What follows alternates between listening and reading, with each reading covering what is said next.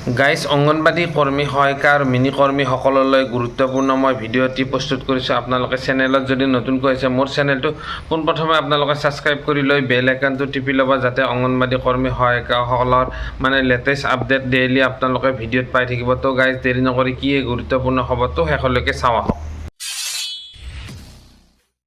নমস্কাৰ গাইজ, মই মোৰ ইউটিউব চেনেল নিউ ড্ৰিম ব্লগলৈ আপোনালোকক স্বাগতম জনাইছোঁ। আশা কৰোঁ সকলো ভালে কুশলে আছে। অৱশেষত বহু বছৰৰ অন্তত অংগনবাড়ী কৰ্মীলৈ যোৱাকালি এটি ভাল খবৰ আহিছে। বহুত ভাল খবৰ বুলিয়ে ক'ব লাগিব, যিহেতু দৰমহাটো বৃদ্ধি কৰা নাছিল চৰকাৰে। ইতিমধ্যে চৰকাৰে কালি ঘোষণা কৰিছে, বিত্তমন্ত্ৰী অজন্তা নেওগ বাইদেৱে 400 কোটি টকা মুকলি কৰিছে, যে অংগনবাড়ী কৰ্মী সহায়িকাসকলৰ অৱসৰকালীন এককালীন সাহাৰ্য।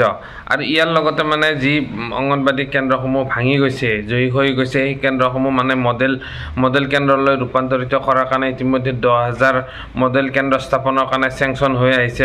বিত্তমন্ত্ৰী অজন্তা নেওগ বাইদেৱে ঘোষণা কৰিছে। আৰু লগতে অংগনবাড়ী কৰ্মী সহায়িকাসকলৰ যি প্ৰমোচনৰ ব্যৱস্থা কৰাৰ কথা আছিলে, সেয়াও নেকি সম্ভৱ হৈ উঠিব। এতিয়া 25% প্ৰমোচন হ'ব। আৰু ইয়াৰ ওপৰত চৰকাৰে এটি পৰীক্ষাও পাতিব বুলি অজন্তা নেওগ বাইদেৱে ঘোষণা কৰিছে। মই আপোনালোকক ভিডিঅ' দেখুৱাম। আৰু লগতে অংগনবাড়ী কৰ্মী সহায়িকাসকলৰ দৰমহা কেতিয়া আৰু কিমান কি বৃদ্ধি কৰিব, এই ভিডিঅ'টোত আপোনালোকে স্কিপ নকৰাকৈ শেষলৈকে চাই থাকিলে কথাটো গম পাই যাব অজন্তা নেওগ বাইদেৱে কি ক'লে নতুনকৈ। আৰু আপোনালোকে এই ভিডিঅ'টো চাওক।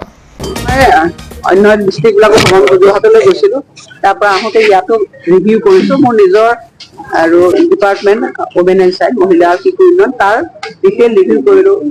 মডেল অংগনবাড়ী কেন্দ্ৰবিলাক তাৰ কনষ্ট্ৰাকশ্যনটো মই 2 অক্টোবৰৰ আগত 100% কমপ্লিট কৰিবৰ কাৰণে আমাৰ বিধায়কসকলো আছে, তেওঁলোকেও যথেষ্টখিনি অংশগ্ৰহণ কৰিছে, পাৰ্টিচিপেট কৰে কাৰণে। আৰু ইয়াৰ যিবিলাক ইছ্যুবিলাক আছে সেইবিলাক যাতে সম্পূৰ্ণ কৰি পেলাই 100% কৰিবৰ কাৰণে নিৰ্দেশ দিছোঁ। ইতিমধ্যে প্ৰায় 187টা মডেল অংগনবাড়ী কেন্দ্ৰৰ কাম চলি আছে। টোটেল আমি এলটমেণ্ট দিছোঁ 240টা, বাকীখিনি সম্পূৰ্ণ হৈছে। আৰু তৃতীয় পৰ্যায়তো আমি আকৌ প্ৰত্যেকটো আৰু যথেষ্টখিনি অংগনবাড়ী মডেল কেন্দ্ৰ আমি এলটমেণ্ট দিম। তাৰপিছত আমি আৰু বিভিন্ন ধৰণৰ আঁচনি আছে, মহিলা শিশু উন্নয়ন বিভাগৰ সকলোখিনি আমি ডিটেইলত পৰ্যালোচনা কৰিলোঁ। আৰু মই উপায়ুক্ত ডাঙৰীয়াক সময়মতে যাতে শিশুসকলে তেওঁলোক পাব লগা খাদ্যখিনি পায়, মডেল অংগনবাড়ী কনষ্ট্ৰাকশ্যন কমিটিবিলাকে সোনকালে যাতে কনষ্ট্ৰাকশ্যনখিনি কৰে, সেই বিষয়ে নিৰ্দেশ দিছোঁ। আৰু বিভিন্ন ধৰণৰ বিভাগৰ আঁচনি আছে, সেই আঁচনিবিলাকো আমাৰ জনপ্ৰতিনিধিসকলৰ লগত তেওঁলোককো অৱগত কৰি পেলাই কামখিনি সোনকালে কৰাৰ বাবে তেওঁলোকক নিৰ্দেশ দিছোঁ।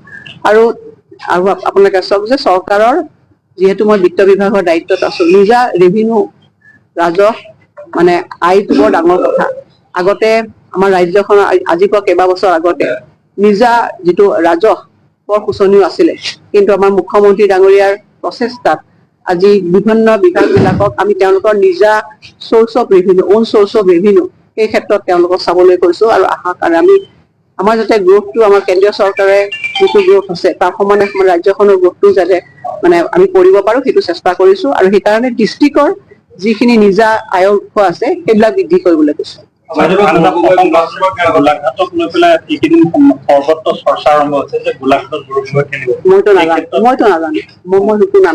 মইতো নিজৰ কামতে ব্যস্ত আছোঁ।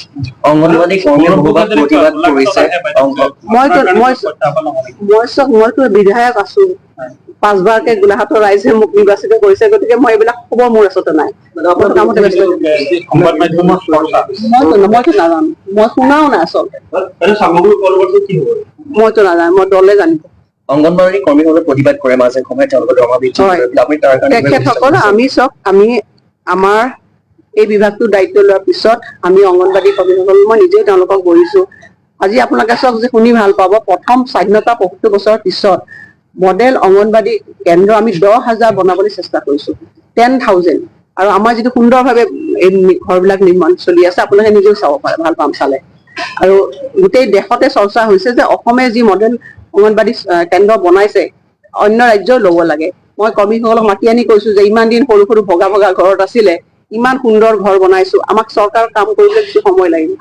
তেওঁলোকৰ এটা দীৰ্ঘদিনীয়া সমস্যা আছিল যে তেওঁলোকে ৰিটায়াৰমেণ্ট হোৱাৰ পিছত কোনো ধৰণৰ এপইচাও তেওঁলোকে নাপায়, সুদা হাতে ঘৰলৈ যাব লাগে। আৰু আমি সেই কথা চিন্তা কৰি অসমে এখন ৰাজ্য ভাৰতবৰ্ষৰ ভিতৰত মডেল অংগনবাড়ী কৰ্মী আৰু সহায়িকাক ৰিটায়াৰমেণ্ট পিছত আমি ৰিটায়াৰমেণ্ট বেনিফিট দিছোঁ, 4 লাখ টকা কৰ্মীসকলে পায়।